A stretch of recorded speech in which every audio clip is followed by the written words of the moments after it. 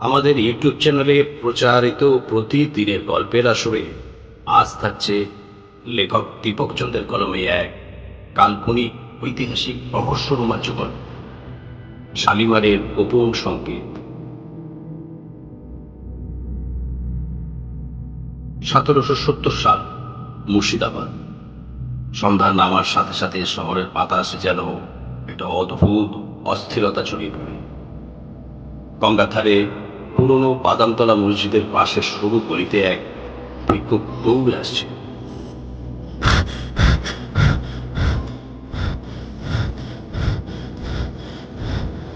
কাঁপতে কাঁপতে সে পৌঁছায় মসজিদের পুরোহিত মাওলানা রহিমউদ্দিনের কাছে। মাওলানা সাহেব, ওরা আমাকে মারবে।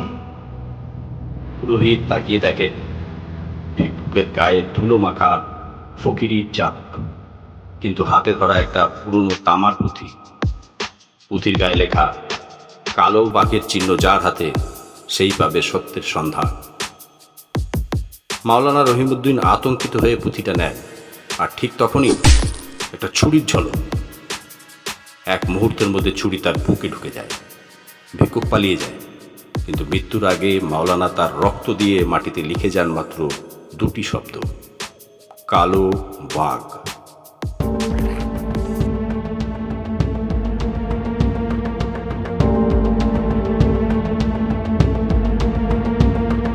পরদিন সকালে এই হত্যাকাণ্ডের খবর পায় নবীন রায়, এক সাধারণ যুবক, যার পিতা ছিলেন নবাব সিরাজউদ্দৌলার দরবারের পুরনো কেরানি।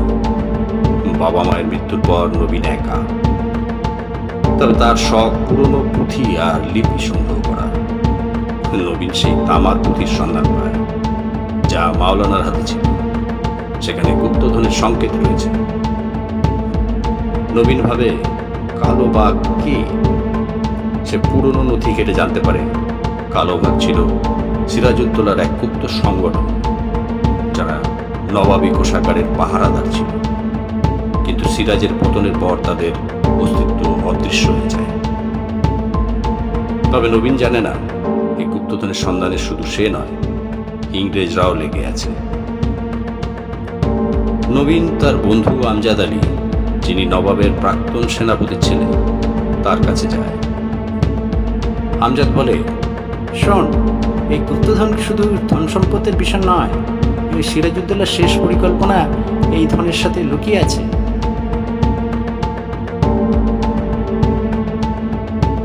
ঠিক তখনই একদল ইংরেজ সেনা তাদের ঘিরে ফেলে।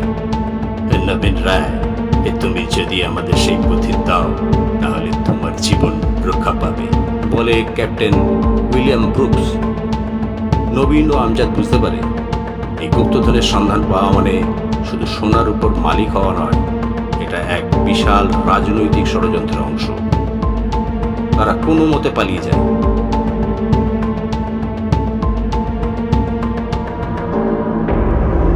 কিন্তু তখনই ঘটে দ্বিতীয় গুণ। এক বৃদ্ধ, যিনি এক সময় সিরাজের দেহরক্ষী ছিলেন, তিনিও খুন হন। আর তার ঘরে পাওয়া যায় আরেকটি সংকেত, যে পথ রক্তে রঞ্জিত, সেখানে সত্য লুকিয়ে। নবীন বুঝতে পারে গুপ্তধনের আসল অবস্থান হিরাজিল মসজিদের নিচে। সে ও আমজাদ গোপনে সেখানে পৌঁছে যায়। মসজিদের ভেতর এক পুরনো কারুকার্য করা দরজার গায়ে লেখা, শালিমারের প্রান্তে যেখানে শেষ আলো পড়ে।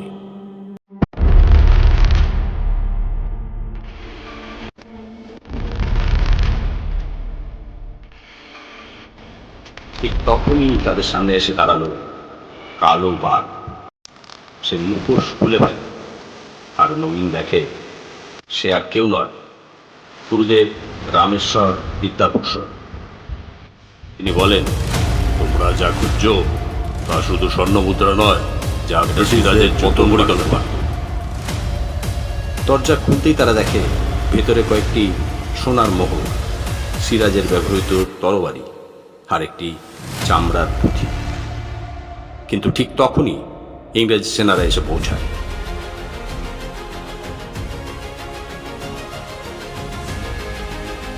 নবীন, আমজাদ আর গুরুদেব একসাথে লড়াই করে। নবীন ইংরেজ সেনাপতির বন্দুক ছিনিয়ে নেয়। আমজাদ তার তরবারি দিয়ে আঘাত আনে আর গুরুদেব গুপ্ত সংকেতের রহস্য ব্যাখ্যা করে। এক পর্যায়ে ইংরেজ ক্যাপ্টেন ব্রুকস গুরুদেবকে বন্দুক তাক করে। শেষবারের মতো বলছে, সেই চামড়ার পুঁতে আমাদের থাও। নবীন আর দেরি করে না, ব্রুকসের হাতে একটা ছুরি ছুঁড়ে মারে। ব্রুকস থপ করে মাটিতে লুটিয়ে পড়ে। ইংরেজ সেনারা পালাতে বাধ্য হয়। গুপ্তধনের সাথে সিরাজের শেষ যুদ্ধ পরিকল্পনা আবারও ইতিহাসে ফিরে আসে। নবীন ও আমজাদ সংকল্প নেয় এই সত্যকে জনগণের সামনে তুলে ধরবে।